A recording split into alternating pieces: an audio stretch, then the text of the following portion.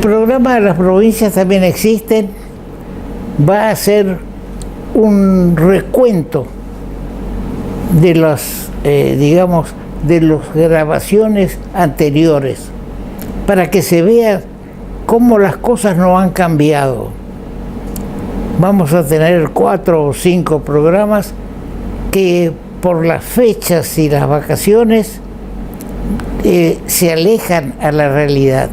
Pero si ustedes ponen un poco de atención en digamos, en lo que estos programas abarcan, van a ver que no hay mucha diferencia con lo que está pasando en nuestros días en el país. Señor director. Muchas gracias, Rosendo, por tu tiempo una vez más. Gracias por la entrevista. Bien, sabemos que estuviste en España dando algunas charlas sobre la situación de nuestro país y también vimos artículos tuyos en el diario La Nación.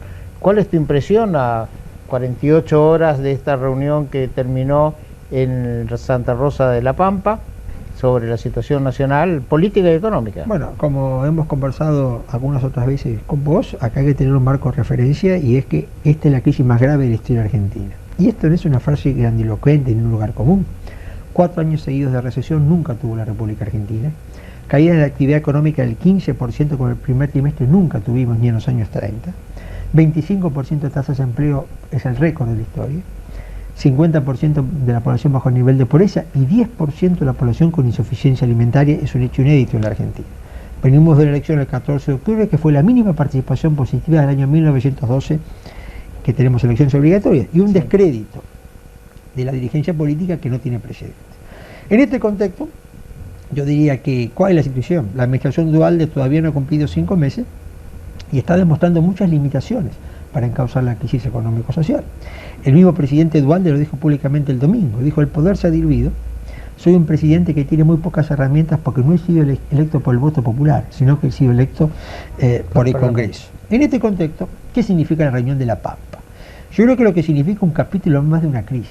No creo que sea el final de una crisis ni en un sentido ni en otro. No creo que sea el final de Duhalde, pero tampoco creo que sea el punto de inflexión que le permita a Duhalde reconstituir su poder y llegar hasta diciembre de 2003, que es su objetivo político. Tiendo a pensar que es un capítulo más de una crisis en la cual se van acortando los tiempos. Ya Duhalde habla de renunciar, ya habla de 7 días, ¿no es cierto? Y donde hay una realidad, que es la inflación, que está castigando muy duramente a los sectores más populares. Entonces, en la medida en que el gobierno no logre controlar la inflación, la situación social se puede desbordar. Y este es el riesgo más grande que enfrentamos en este momento. Ahora, están dados los elementos, como algunos sostienen que la inflación mueve otra vez la actividad industrial, la actividad económica. ¿Vos crees que es así? Mira, yo creo que no en el sentido siguiente. Lo que uno no puede, yo no soy economista, soy analista político. Sí, sí.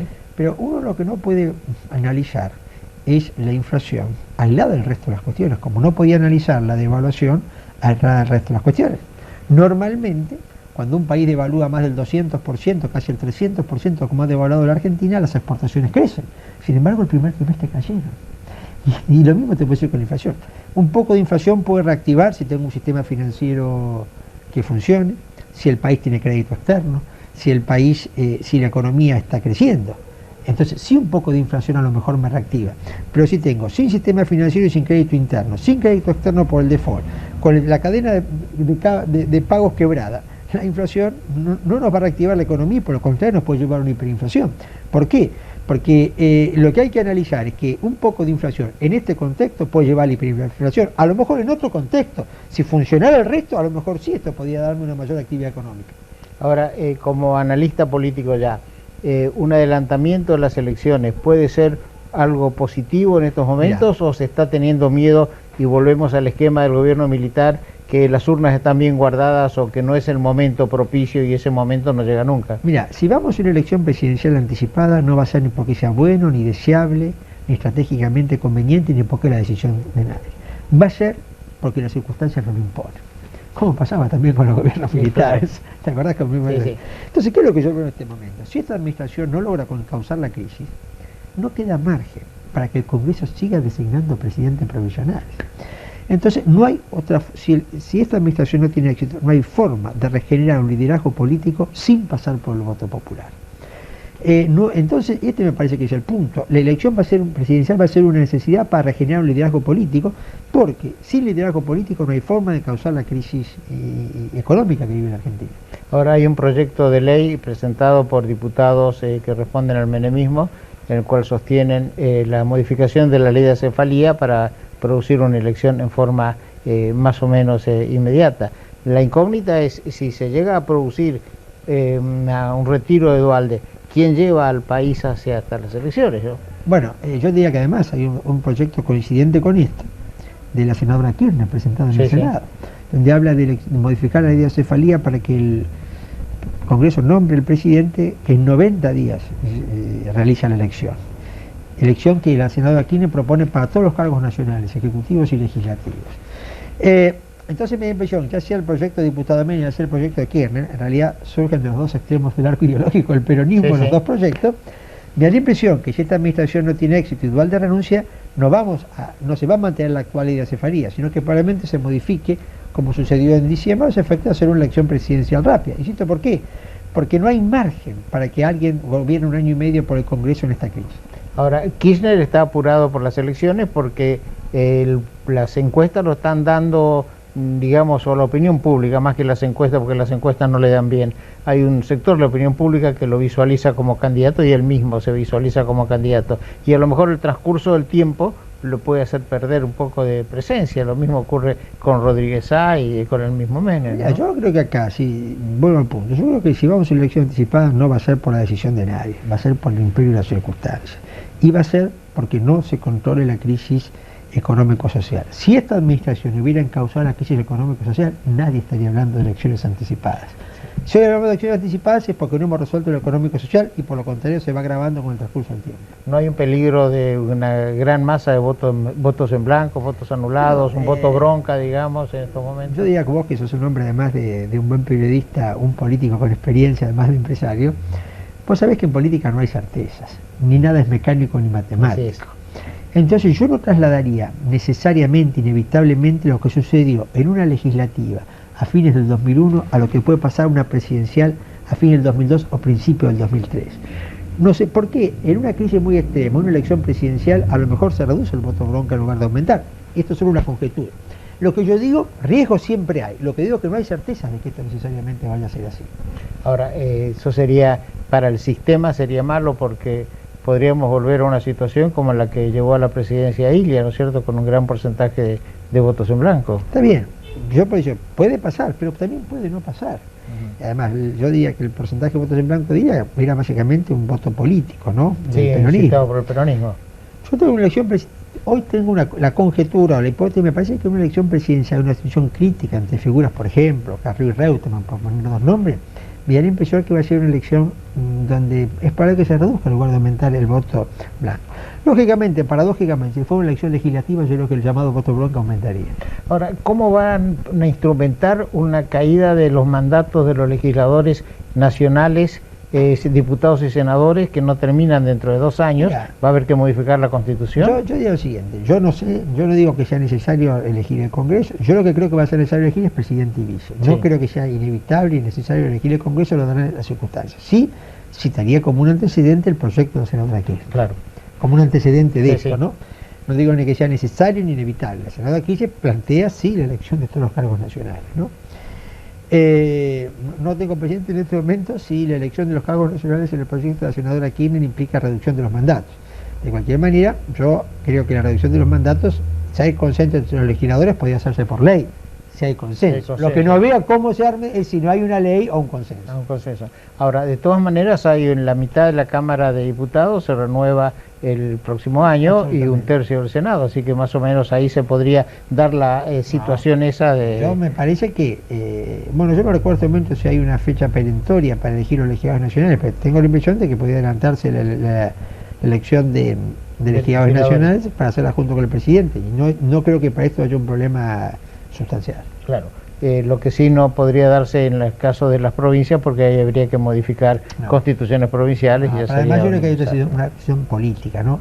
Uno no puede estar un año con un ejecutivo en ejercicio y un ejecutivo electo en expectativa. Así es. Los cargos legislativos es distinto. Es distinto. Yo puedo tener un año El legislador es en expectativa y el legislador es en ejercicio, no produce la misma perturbación de la vida política.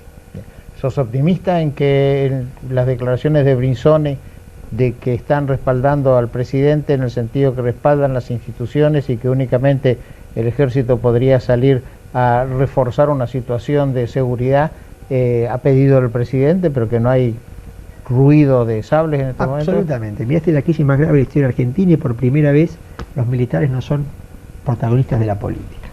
Me parece que esto es muy claro y Brinsone ha dicho varias veces algo que yo comparto plenamente. Ha dicho: los problemas de la democracia se solucionan con más democracia. Si la crisis se agrava acá, ni va a haber ni golpe militar de derechas, como ha dicho Alfonsín, ni guerra civil, como ha dicho Duhalde. Vamos a tener una elección. Muy bien. Muchas gracias. Gracias a más, Rosendo. En esta fiesta, celebra con los beneficios de tu banco. El 20, 21, 27 y 28 de diciembre, llená el changuito con esta promo especial en supermercados. 50% de descuento con tu tarjeta de débito, 30% de ahorro y hasta 3 cuotas sin interés con tarjeta de crédito. ¿Buscás el regalo ideal? El jueves 22 de diciembre tenés un 30% de descuento y hasta 3 cuotas sin interés con tus tarjetas de crédito en jugueterías, decoración, indumentaria, calzados y muchos rubros más. ¿Te lo vas a perder? Bases, condiciones y comercios adheridos en www.promosdelbanco.com. Banco, el banco de Corrientes.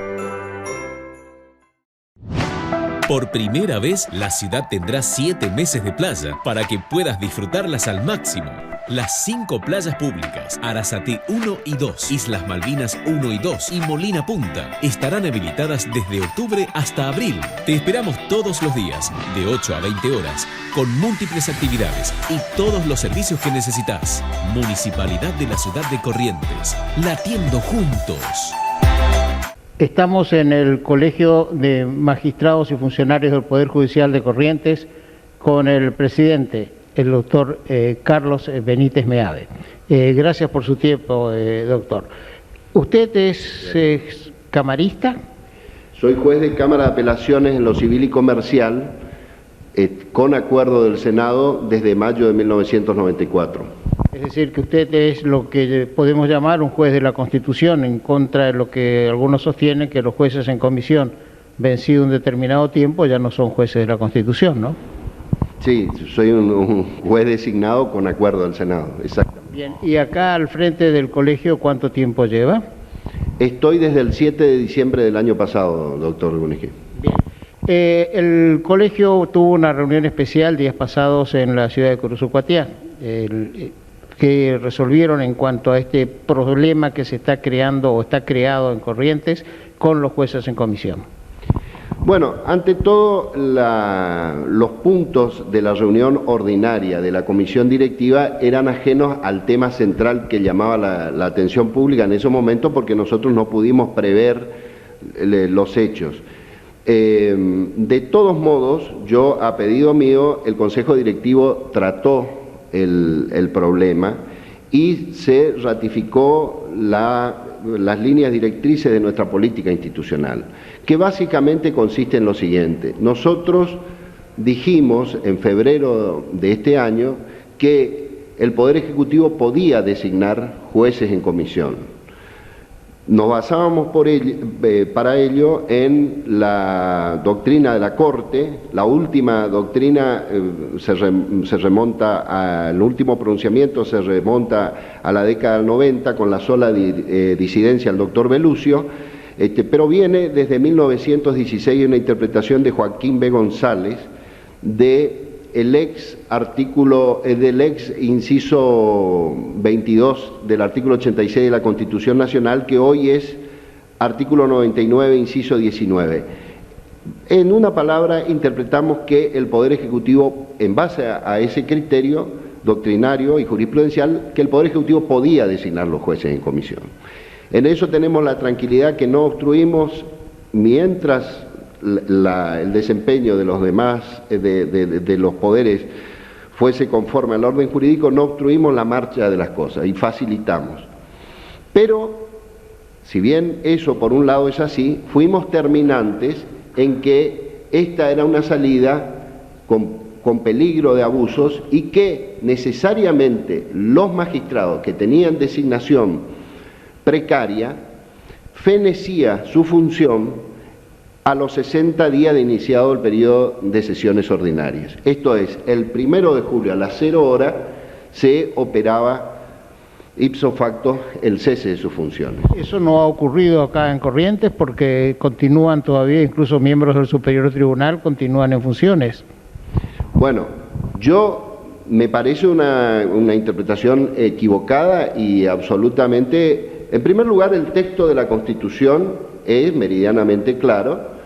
En la Constitución Nacional, lo estuvimos viendo hace un rato, la Constitución Nacional le da un periodo legislativo posterior, dice la próxima legislatura. La Constitución de la provincia es categórica, le da 60 días una vez iniciado el periodo de sesiones ordinarias. Sé que hay una decisión judicial que habría obtenido el gobierno, sé que hay, conozco, y hasta he leído una copia de lo que sería el texto de la misma.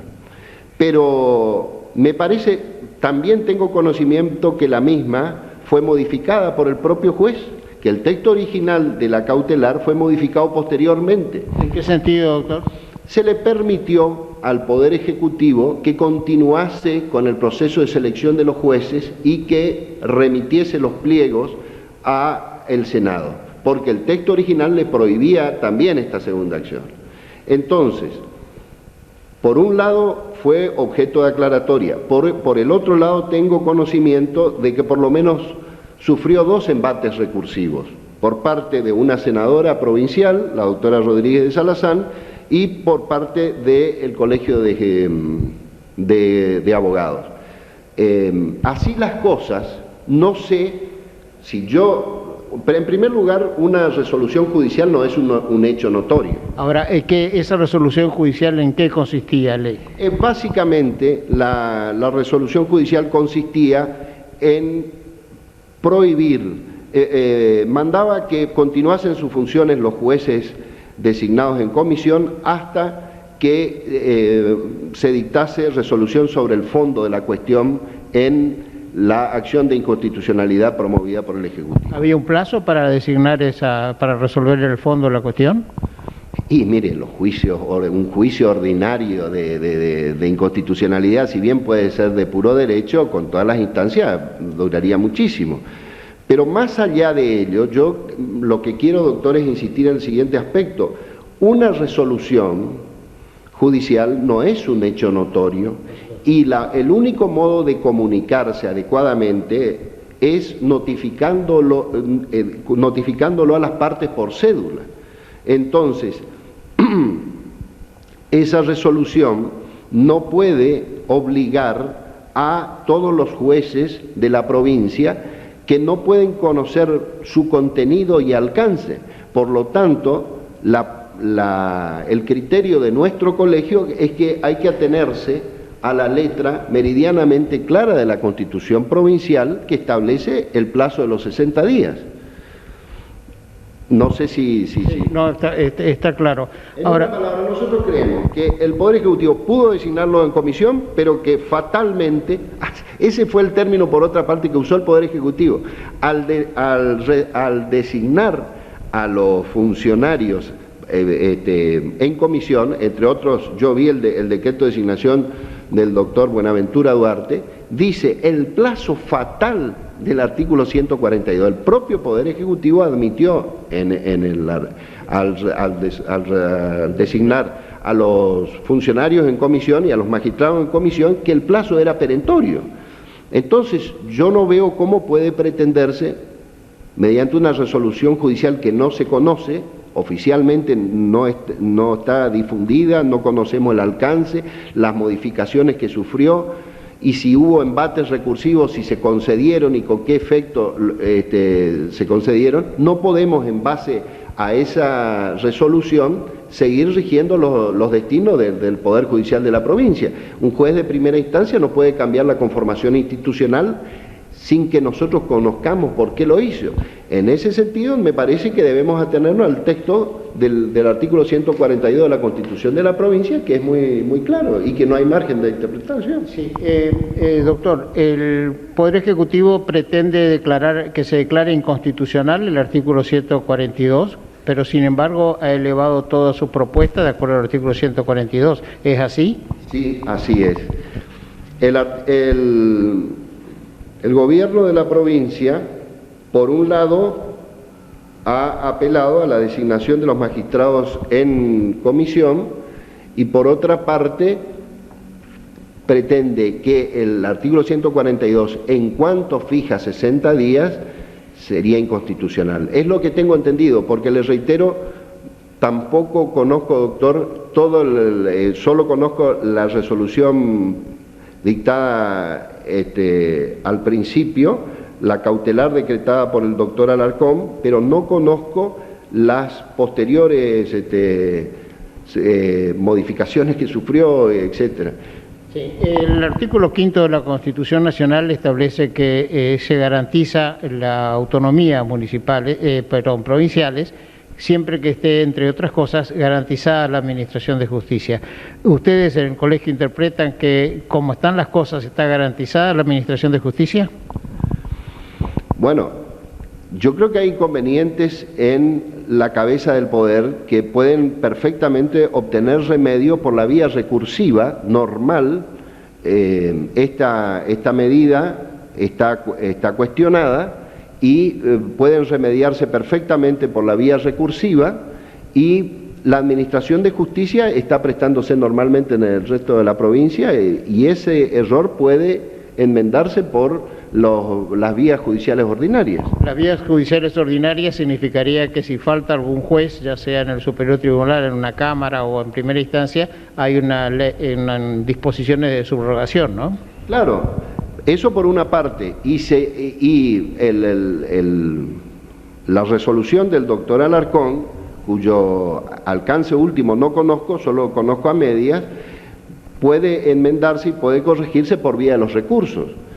Pero ya que usted me ofrece esta oportunidad, lo que quiero es manifestar mi más rotunda oposición a la intervención a nuestro poder, porque los jueces estamos prestando el servicio de justicia con regularidad, y el problema, reitero, generado en la cabeza del poder y en la integración de algunos tribunales puede encontrar su remedio mediante la vía recursiva y en pocos días solucionarse, y no apelar a una situación de emergencia en la que no tuvo parte alguna el Poder Judicial. En última instancia, quienes son los responsables de la normalización serían el Poder Ejecutivo y el Legislativo, y no el Judicial.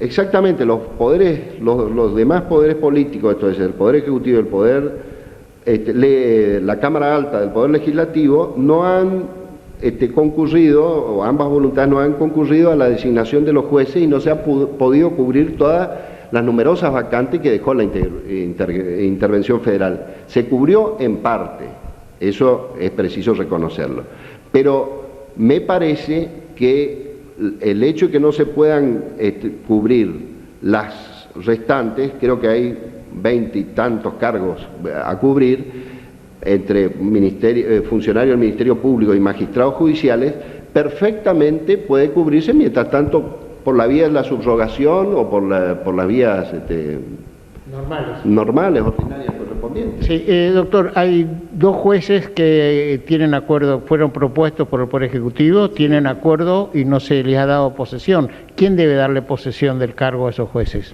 Bueno, allí hay un decreto de designación que tiene que sacar el Poder Ejecutivo. Allí yo he hablado, precisamente un distinguido miembro de nuestro colegio y miembro del Tribunal de Ética me señaló esa circunstancia que usted menciona, y yo remití una nota al señor gobernador pidiéndole que designe a esos dos magistrados cuyos pliegos él había enviado y los acuerdos habían sido concedidos por el Senado. Y yo no solo le hice el reclamo vía escrita para que quede constancia, sino que verbalmente también le planteé el tema.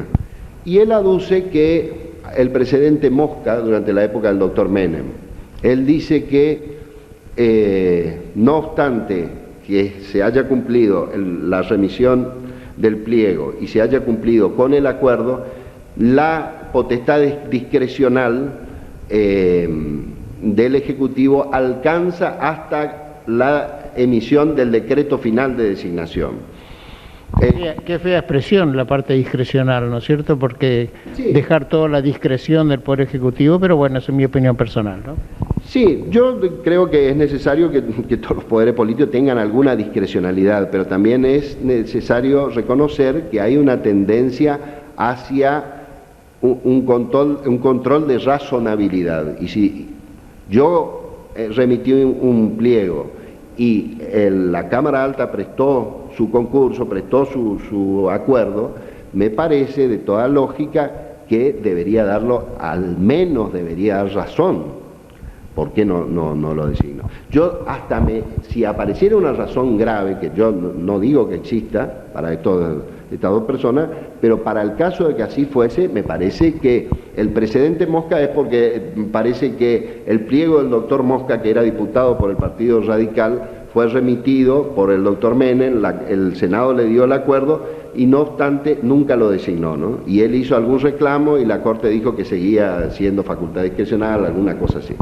Bueno, yo no lo conozco al precedente, pero me lo citó el doctor Colombi. Si así fuese, a mí me parece que por lo menos,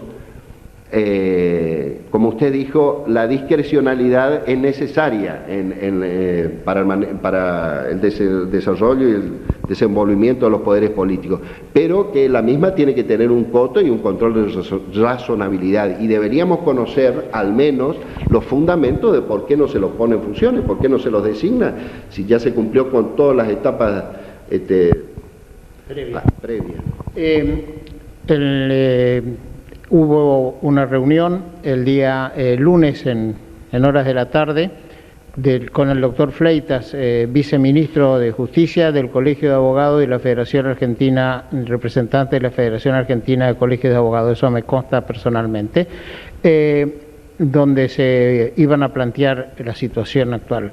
Pero hay que aclarar también que el Colegio de Abogados, de acuerdo a lo que yo conozco y creo que es público, no está detrás de la intervención del Poder Judicial en modo alguno. Lo que se está tratando es de normalizar lo antes posible esta situación. Doctor, el doctor Codelo estaba con licencia. El doctor Codelo, aclaremos que es presidente del Superior Tribunal de Justicia, con acuerdo, es tío del gobernador y parece que hubo algunos cortocircuitos, pero estuvo de licencia, ¿no? ¿Ya se reincorporó?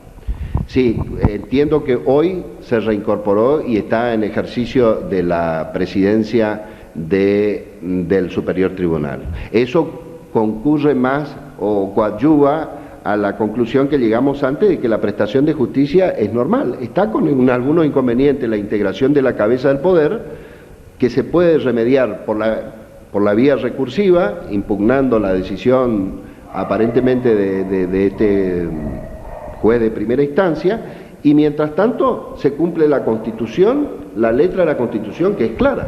Claro, sería muy triste, muy duro que Corrientes nuevamente tenga intervención federal, aunque fuera uno solo de sus poderes, cuando realmente en muchos lugares del país, hasta en la nación, hay problemas en el Poder Judicial, no digamos que andan mal o que andan excelente, pero vemos que hay problemas, hay juicios políticos a miembros de la Corte, hay también por vía del Consejo de la Magistratura, hay también problemas con muchos jueces, es decir que sería injusta esta situación.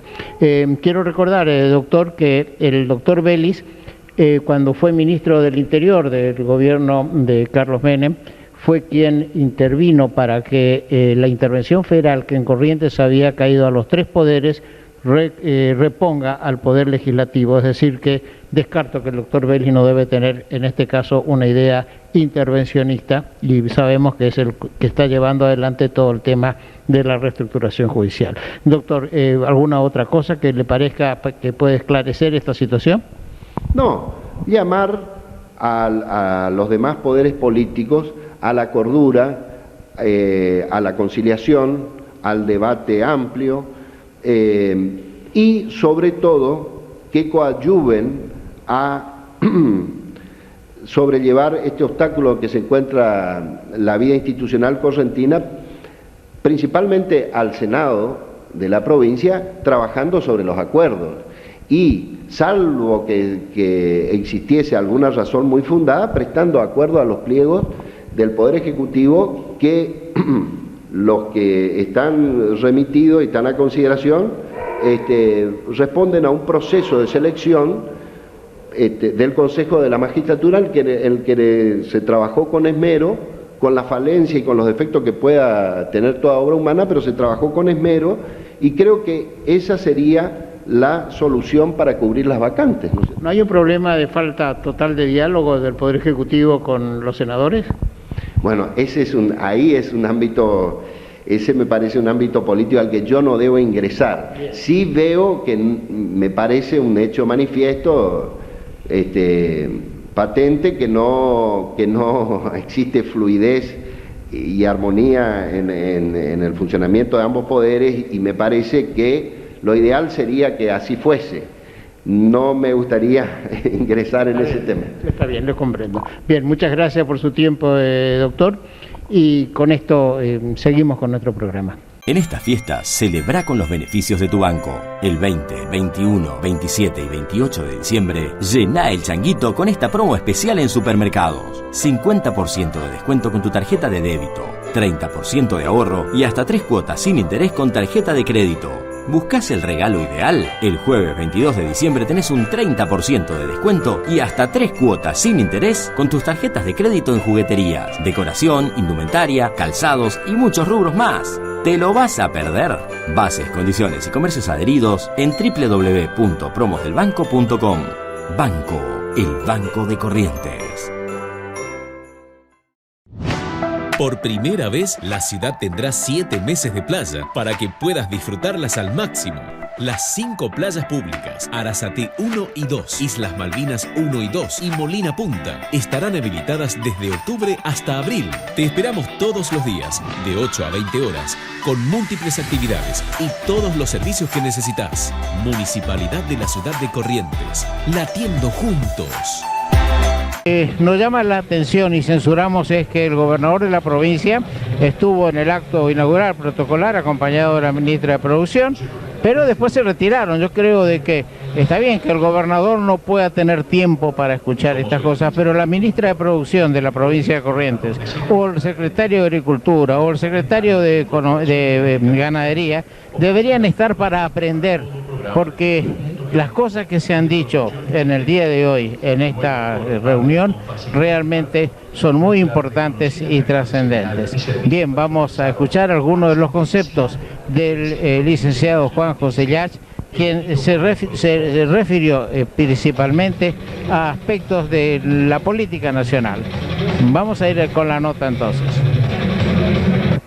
Antes que nada quiero agradecer muy especialmente a la Asociación Bradford por haberme invitado a participar de este Congreso Mundial y felicitarlos realmente porque a todas luces es un éxito desde el punto de vista de la organización, desde el punto de vista de la concurrencia, y es realmente muy agradable poder compartir este rato de la mañana con ustedes. Espero que sea un poquito, por lo menos agradable también para ustedes. Hay un dicho italiano que dice tutto il mondo è paese, que suele traducirse de la siguiente manera: conoce tu comarca y conocerás el reino. Si conoces tu lugar vas a conocer lo demás. Yo esto tengo que decirlo por obligación, dado que estamos en un congreso mundial y yo me voy a referir predominantemente a la Argentina. Pero las comarcas hoy son más amplias.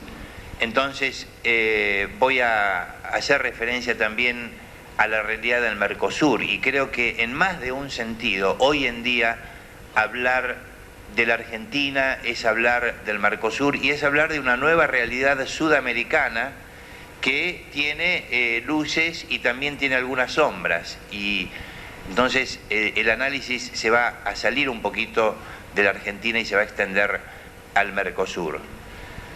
Cuando nosotros vemos qué tan abiertas son las economías por ejemplo, de Argentina y de Brasil respecto de su producción, nos encontramos que estos dos países están entre los más cerrados del mundo. Esta es la proporción entre las exportaciones y el producto, y vemos que Argentina ocupa el puesto 41 entre 45 países y Brasil ocupa el puesto 44.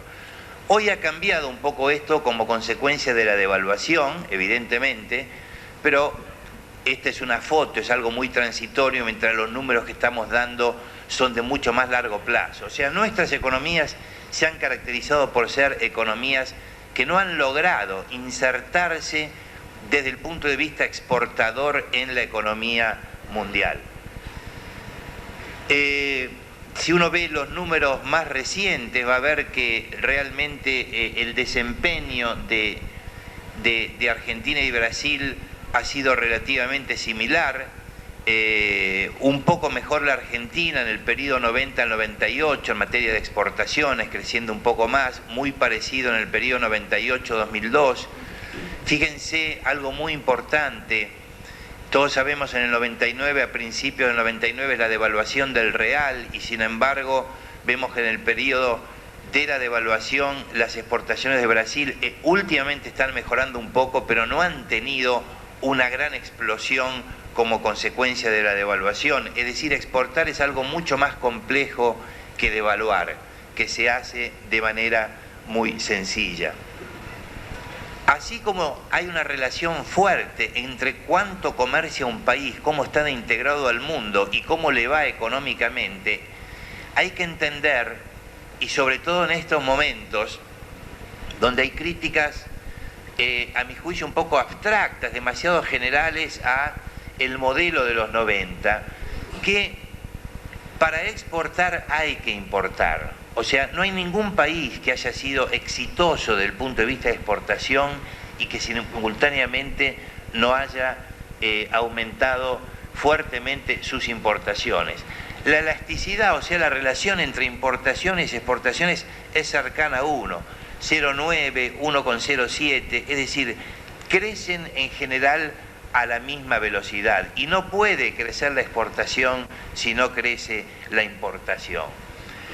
Es cierto que cuando una economía se abre de golpe, como pasó por ejemplo en la década del 90 en el Mercosur, ahí tienen ustedes los números, ¿qué pasó?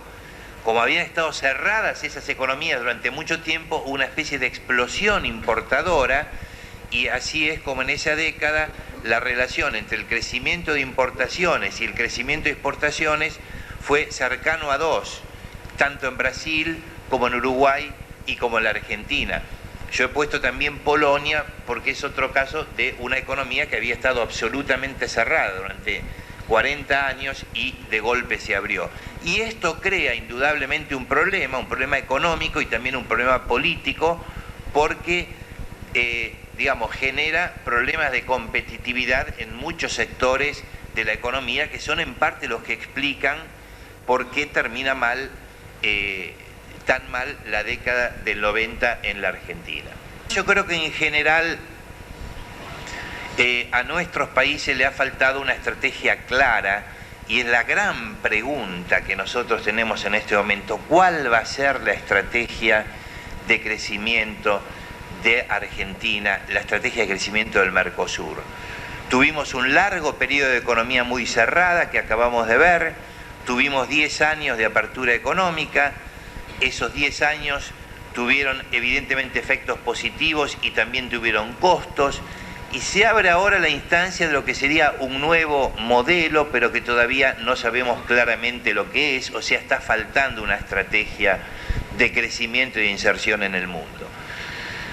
Yo creo, sin embargo, que para entender bien lo que pasa en nuestra región hay que tener en cuenta los factores externos y fundamentalmente el proteccionismo agroalimentario. No se puede entender la decadencia económica de un país como la Argentina y otros países de la región, en parte también la de Brasil, sin entender que son países que estaban predestinados a ser grandes exportadores de agroalimentos en el mundo y se han encontrado con que el mundo pone una enorme cantidad de restricciones a la exportación de agroalimentos.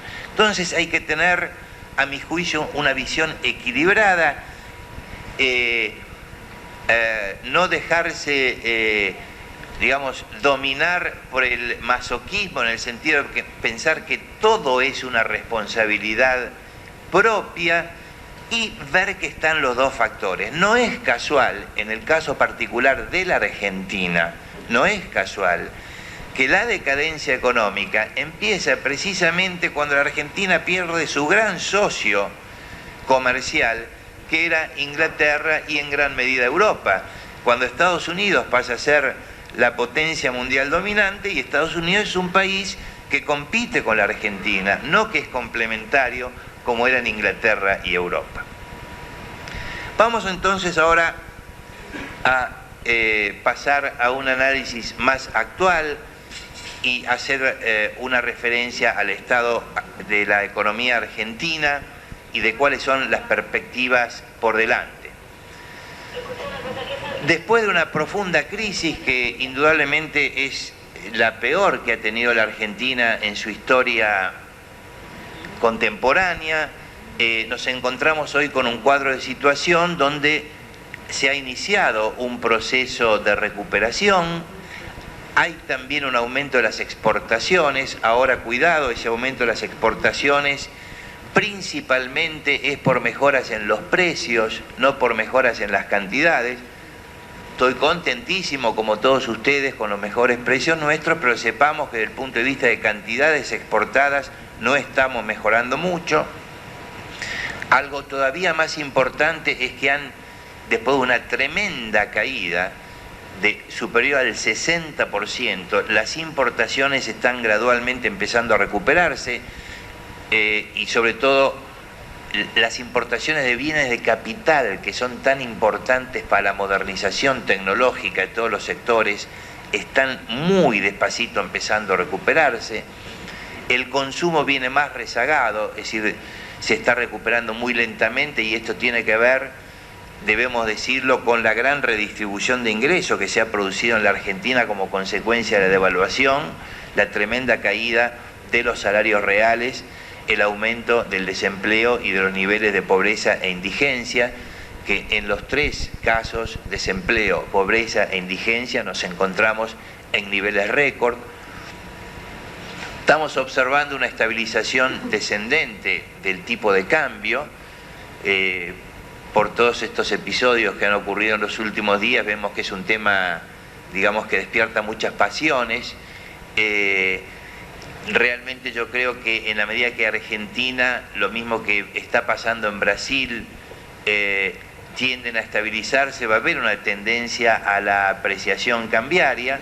Yo creo que sería un error dejar que esto se acelerara, y que conviene de alguna manera mantener en estos momentos un tipo de cambio competitivo, pero la tendencia a la apreciación va a ser inevitable hasta cierto punto, y yo creo que el dólar, en el caso de la Argentina, va a converger a un valor más parecido a 2.50 pesos por dólar. Tenemos deflación, lo cual es notable. Esto prueba que cuando baja el precio del dólar también los precios internos acompañan. Los bancos se han recuperado mucho más rápido de lo que se pensaba, aunque todavía no podemos hablar de una solución de la crisis bancaria. El resultado fiscal, que siempre es la pata débil de todos los programas económicos, no solamente en la Argentina, en todos los países sudamericanos la pata débil siempre es la pata fiscal. Siempre es que el Estado quiere gastar más de lo que puede. Hay una clara mejora, pero todavía estamos lejos de lo que sería un superávit como el que Brasil también necesita, un superávit primario para poder, en el caso de Brasil, servir la deuda, en el caso de la Argentina, ir a una negociación con los acreedores que pueda efectivamente realizarse y ser aceptable. No estamos todavía en el nivel de superávit fiscal necesario. La gran oportunidad para Argentina, y en este sentido es un poco distinto de Brasil, por ahí es más parecido al caso de Uruguay hoy en día, es que el producto ha sido tal la caída que está muy lejos del potencial, está 25% por abajo del potencial. ¿Qué quiere decir? Que nosotros con la misma cantidad de trabajo, de capital, con lo que hay, si nos organizamos bien y creamos buenas expectativas, podemos tranquilamente recuperar muy rápido ese 25%. La señal de alarma, y esto lo quiero decir muy clarito y vale para, yo creo, para casi toda la región sudamericana en este momento, es que estamos teniendo un problema, por un lado, de capital humano, o sea, los niveles de desnutrición, por ejemplo, de la población, hacen que estamos hipotecando el capital humano futuro de nuestros países. No solo la Argentina está con arriba de 20% de desempleo, en San Pablo el nivel de desempleo ha llegado a un nivel récord también del 20%. Esto es una señal de alerta muy fuerte y muy importante, porque es el capital humano del futuro. Y en el caso de la Argentina, nos estamos comiendo también el capital físico, es decir, la inversión que está haciendo hoy la Argentina no alcanza para reponer el desgaste del capital. Es decir, que tenemos en este caso un desafío muy grande. Eso puede durar 1 año, puede durar 2 años, pero hay que recomponerlo. En el caso del sector agropecuario, claramente ha habido un aumento de rentabilidad y de la producción, en parte impulsada, como dije, por precios internacionales, pero tenemos un problema de precios relativos, con un dólar agropecuario que está en 2.40 y un dólar de insumos que se ubica cerca de 4, aunque uno acepte, y yo creo que esto es aceptable, que puede haber un diferencial cambiario para de esa manera compensar la natural menor productividad que tiene la industria frente al campo. Semejante magnitud de diferencial de 2.40 a 4 evidentemente no es un esquema sostenible, no es un esquema que vaya a generar inversión. Y tenemos una situación impositiva muy compleja y yo diría muy poco amigable para el crecimiento. Tengo todas esas distorsiones, entonces tengo que tener un tipo de cambio muy alto, una moneda muy depreciada, porque tengo que compensar eso con una gran depreciación monetaria, pero eso es pan para hoy y hambre para mañana, porque eso genera salarios reales muy bajos, genera emigración de personas, genera pobreza y todo lo que yo dije antes. Entonces, este tema tiene una extraordinaria importancia como para tomarlo en serio. Y en el contexto internacional, yo me he vuelto de golpe muy pesimista respecto a que tengamos alguna chance más o menos próxima de que este gravísimo problema del proteccionismo agroalimentario tenga una solución relativamente rápida. Yo creo que en la medida en que se abandone totalmente lo que se hizo y se quiera cambiar por algo completamente nuevo, no nos va a ir bien, y voy a hacer luego alguna referencia a eso. Lo mismo creo que intentos de redistribuir el ingreso por la vía de impuestos, de aumentos de alícuotas impositivas, me parece que no van a ser exitosos. La gran apuesta que tienen que hacer nuestros países para resolver los problemas sociales es una apuesta por un régimen de alto crecimiento económico al cual rápidamente voy a hacer referencia. El arte, yo creo, de gobiernos como el de Lula o el de Kirchner y en general los gobiernos de nuestra región va a ser cómo combinar la agenda nueva, heterodoxa si ustedes quieren, y la agenda ortodoxa, porque la verdad es que si queremos lograr el éxito hay que hacer las dos agendas. Yo creo que en ese sentido hay una novedad importante que hace que el péndulo no se haya movido como podría haberse esperado, de una manera extrema, de derecha a izquierda, por decirlo de algún modo. Hay una novedad muy fuerte, tanto en el caso de Lula como lo que se ve hasta ahora del caso de Kirchner, y es el respeto por el equilibrio fiscal. Y esta es una novedad muy importante respecto de experiencia del pasado. Marca una diferencia si se la realiza de manera constante, permanente, si no se la abandona. Porque cuidado, no es cuestión solamente de decirlo, después hay que hacerlo y es difícil. Pero es una novedad. es tratar de parecerse más a lo que fue un Felipe González en España, si ustedes quieren, que a modelos populistas del pasado que nos llevaron a la decadencia. El otro elemento que puede que sea novedoso, pero ahí hay todavía un signo de pregunta, es la voluntad de mantener una integración al mundo, o sea, no cerrarse, sino mantener la integración al mundo, haciéndolo desde el Mercosur. Vemos como signos positivos el hecho que haya conversaciones activas con Estados Unidos, la posibilidad de negociar la incorporación al ALCA como Mercosur. Todo esto yo creo que es una agenda positiva. Entonces, estos dos ingredientes son los que realmente hay que seguir. Una política fiscal adecuada, donde haya equilibrio fiscal, y mantener un esquema de inserción y de apertura del mundo son los dos criterios cruciales para saber si estos nuevos modelos van a ser exitosos o no los van a ser. En general, todos los países americanos, no solamente los sudamericanos, ¿qué factores tienen más abundantes? Son el capital humano y los recursos naturales. Entonces, el gran arte de las políticas económicas es conseguir cómo combinar estas dos cosas. Cómo combinar producciones que logren no exportar a la gente, sino incorporar el capital humano en los bienes y exportar los bienes con valor agregado. Este es el gran desafío al cual los países sudamericanos no han logrado hasta ahora dar una respuesta satisfactoria. Y este es el gran test de política económica. Para conseguirlo, evidentemente, hay una agenda muy amplia. Acá estamos retomando algunos de los temas que vimos al principio. O sea, hay que tener una estrategia clara de crecimiento. Nuestros países en este momento no tienen una estrategia clara de crecimiento basada en reconstruir las instituciones, basada en la inserción externa y basada, como dije antes, en el capital humano y en el valor agregado. En el caso del Mercosur, yo creo que es absolutamente decisivo si lo vamos a tomar en serio o no lo vamos a tomar en serio.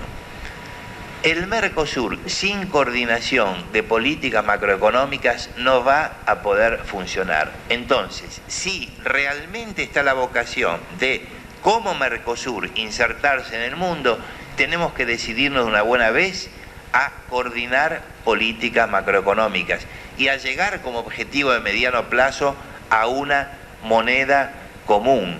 No digo que va a ser pasado mañana, ese es un proceso que lleva muchos años, pero el primer paso es coordinar políticas macroeconómicas. Entonces, así como le hablé del test del equilibrio fiscal y del test de mantenerse abiertos al mundo, el verdadero test, la prueba de amor que el Mercosur tiene que darse a sí mismo para mostrar que realmente quiere armar una sociedad duradera, es coordinar las políticas macroeconómicas.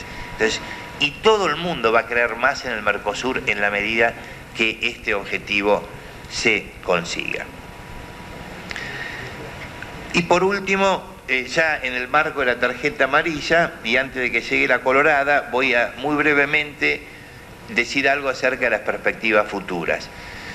Por un lado, hay ciertos telones de fondo que yo creo que conviene registrar. O sea, en lo político ha habido lo que podríamos llamar una cierta corrida hacia el centro y el efecto Lula, en el sentido de que el Lula en el gobierno es distinto que lo que se esperaba.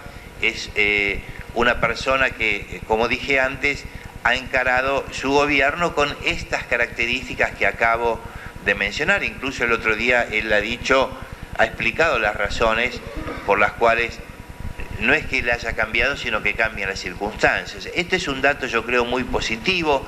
Para el caso de la Argentina hay una tremenda oportunidad de crecer al 30% en 4 años. Esto es algo que sería perfectamente posible en la Argentina. Estamos en un contexto externo coyunturalmente favorable porque han mejorado los precios, hay flujo de capital hacia los países emergentes, los mercados en general están apostando a favor de los países emergentes, hay menores oportunidades de rentabilidad en los países desarrollados, Y por último, daría la impresión, por algunas pequeñas señales que ha habido últimamente, la visita de Robert Selig, que es el ministro de Comercio, digamos, norteamericano a Estados Unidos, señales del gobierno norteamericano diciendo al Fondo Monetario no aprieten tanto a la Argentina, que un poquitito, no demasiado, el gobierno norteamericano vuelve a fijar su mirada en la región y a tratar de apoyar a estos gobiernos que, aunque no son exactamente lo que desde el punto de vista norteamericano se desearía, son gobiernos que en la medida en que sean apoyados pueden tener logros importantes. Para el caso particular de la Argentina, yo creo que hay claramente dos opciones. O se apuesta, y lo mismo vale exactamente para Brasil. Yo me impresioné mucho cuando antes de ayer leí la tasa de crecimiento de Brasil del primer trimestre del 2003, 2%. Si Brasil, Uruguay, Paraguay, Argentina se orientan con modelos de política económica que apunten a ese tipo de tasa de crecimiento, 2, 3, 3,5%, vamos a estar en problemas. Vamos a estar en problemas porque no vamos a lograr la tasa de crecimiento necesaria. Por un lado, en el caso de Brasil, para poder mantener su cumplimiento con la cuestión de la deuda pública. O sea, Brasil creciendo al 2% es un Brasil que va a tener problemas por ese lado. Y después por el gran desafío social. Entonces, para decirlo de manera muy gráfica, yo creo que Brasil, la Argentina y en general el Mercosur tienen que mirar muy cerca. Porque no compararse con los países del sudeste de Asia o con países europeos o con Estados Unidos o con Canadá. Tienen que mirar Chile. Tienen que mirar Chile. Sudamérica tiene un caso exitoso. Es el único país de Latinoamérica, ya no de Sudamérica, de Latinoamérica, que ha logrado empezar un proceso de convergencia al nivel de crecimiento de los países desarrollados. Chile tenía en el año 1983 27% de desempleo y en el año 90 tuvo 7% de desempleo, bajó 20 puntos en 7 años y eso lo logró porque apuntó no a crecer 2, 3 o 3,5%, apuntó a crecer 7 u 8% y de hecho durante casi 20 años estuvo creciendo un promedio de 6%. Entonces yo creo que el mensaje central en este momento, porque la oportunidad está allí para nuestros países del Mercosur, es que a través de políticas fiscales sólidas, a través de insertarse realmente en el mundo, a través de eliminar todos los impuestos distorsivos y a través de promover decididamente todo lo que es capital humano y educación, apunten entonces a una tasa de crecimiento de 6% por año. Eso es posible. Yo creo que como se están haciendo hoy las cosas exactamente, tengo mis dudas que se vaya a lograr ese objetivo. Yo creo que como se están haciendo hoy las cosas, se apunta a una tasa de crecimiento de 3,5 o 4%, que este año podrá ser un poquito mayor en la Argentina, podremos llegar quizás al 5%, pero yo hablo de una tasa de crecimiento permanente. Entonces, lo que hay que hacer es dejar de lado un poco las ideologías y mirar las realidades. Dejar de pelearse si la década del 90 estuvo bien, si la década del 90 estuvo mal, eso es historia antigua. Mirar lo que tenemos cerca, que es el caso de Chile, tomar todo lo bueno, corregirlo, incluso agregarle creatividad, no se trata de copiar exactamente lo que ellos hicieron, y ahí entonces sí yo creo que vamos a encontrar el camino para crecer al 6%, que es lo que requiere los equilibrios sociales y políticos de nuestra región.